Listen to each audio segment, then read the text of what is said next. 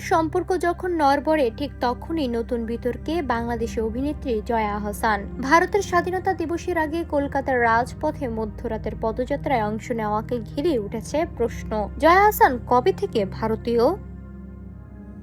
15 August ভারতের স্বাধীনতা দিবস উপলক্ষে মন্ত্রী অগ্নিমিত্রা পাল ও একটি প্রথম সারির সংবাদ মাধ্যমের উদ্যোগে আয়োজন করা হয় বিশেষ এই পদযাত্রা। ঋতুপর্ণা সেনগুপ্ত, চৈতি ঘোষাল, ইন্দ্রাণী হাওলাদার সহ টালিউডের তারকাদের সঙ্গে সেখানে হাঁটেন জয়া আহসানও।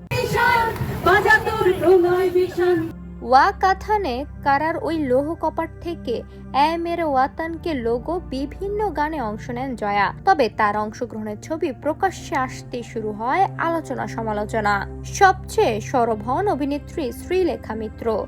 জয়ার উদ্দেশ্যে প্রশ্ন ছুড়ে তিনি লিখেন, জয়া আহসান কবে থেকে ভারতীয় হয়ে উঠল, প্লিজ জানাবেন। তার এই মন্তব্য ঘিরে নতুন করে শুরু হয় বিতর্ক।